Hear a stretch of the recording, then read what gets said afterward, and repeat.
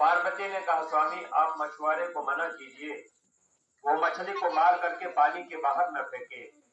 भगवान शंकर कहने लगे, पार्वती मेरा काम मना करने का नहीं है, तुम चुपचाप चलो।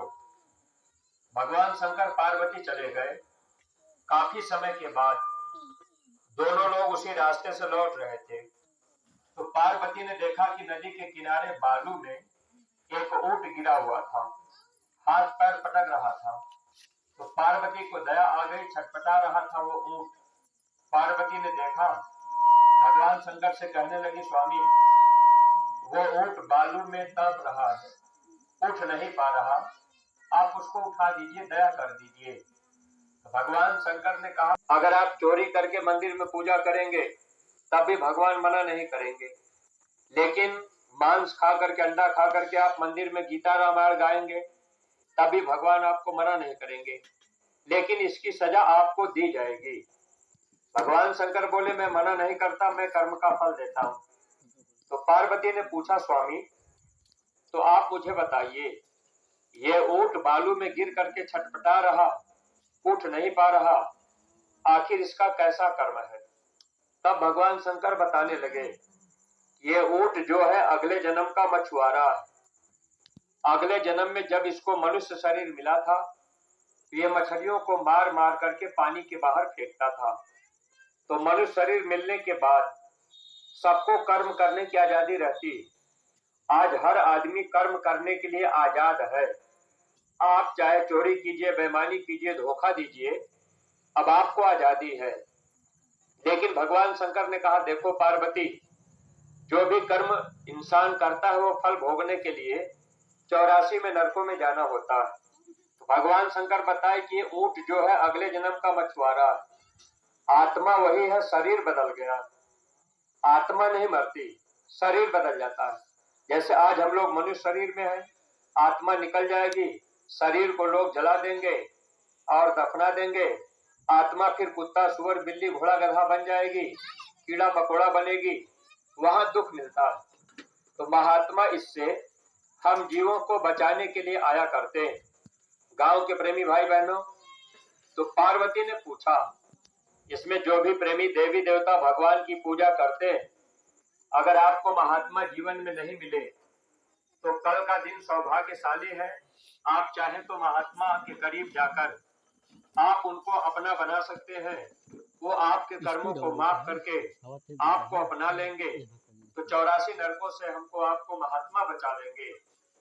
पार्वती ने पूछा, स्वामी अगर ये ऊंट अगले जन्म का मछुआरा है तो आखिर ये यहाँ तड़प क्यों रहा? भगवान शंकर बताने लगे, अगले जन्म में इसने मछलियों को मार मार करके पानी के बाहर फेंका था, मछलियों को तड़पा तड़पा के मारा था। अब ये पानी के बिना तड़प तड़प के मर रहा है। ये अदले बदले का देश है, ये अपने कर्मों का फल भोग रहा है। तो पार्वती ने कहा, स्वामी लेकिन ऊंट के शरीर में घाव हो गया है, बड़े बड़े कीड़े पड़ गए हैं, ऊंट को काट रहे हैं, ऊंट छटपटा रहा है, तो ये कैसा कर्म है? तब भगवान शंकर बताने लगे, कहने लगे, देखो पार्वती, अगले जन्म में जब ये मछुआरा था तो जितनी मछलियों को पकड़ करके इसने मछलियों को जिंदा काटा।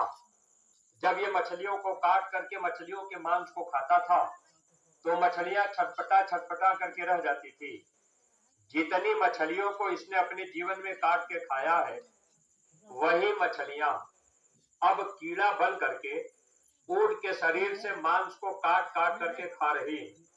और ये ऊंट छटपटा रहा है, ये अपने कर्मों का फल भोग रहा है, क्योंकि इसने ऐसा कर्म किया है। प्रेमी भाई बहनों, कर्म करने की आजादी सबको है, लेकिन आज नहीं तो कल हमको आपको ये शरीर जब छूटेगा तो कर्म का फल भोगना पड़ेगा।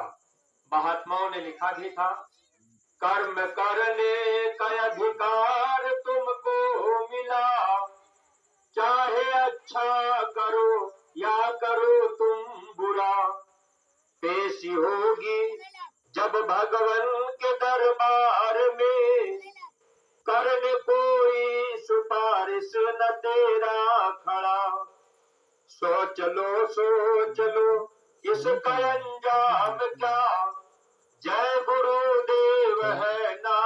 से जिसका नाता रहेगा जुड़ा, हंस जब जब उड़ा तो अकेला उड़ा। ठीक है। प्रेमी भाई बहनों, मनुष्य में कर्म करने की आजादी रहती और ये कर्म योनि है।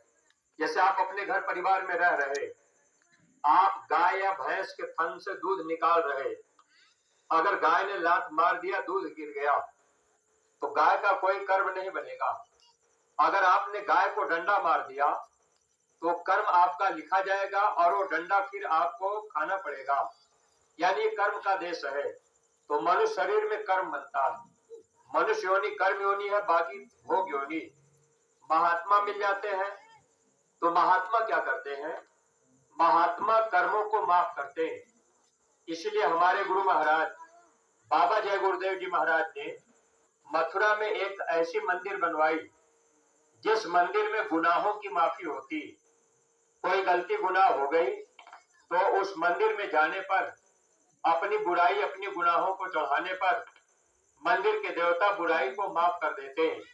इसीलिए हमारे गुरु महाराज कहा करते थे कि बच्चे तुम आते जाते रहना, मथुरा आते जाते रहना, अपने गुनाहों की माफी मंदिर में मांगते रहना, दया दुआ बरकत लेते रहना, क्योंकि आगे का समय बड़ा ही खतरनाक आ रहा है।